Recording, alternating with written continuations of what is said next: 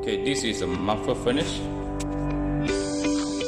and here will be the controller, and there is a hole for us to put in our thermocouple to measure the temperature inside, and this is how we open the door of the furnace. And this is a place where we place our samples. We close it back. And there's a knob here for us to decrease the temperature inside, and we put it back when the temperature is already stable. Here is a wiring box,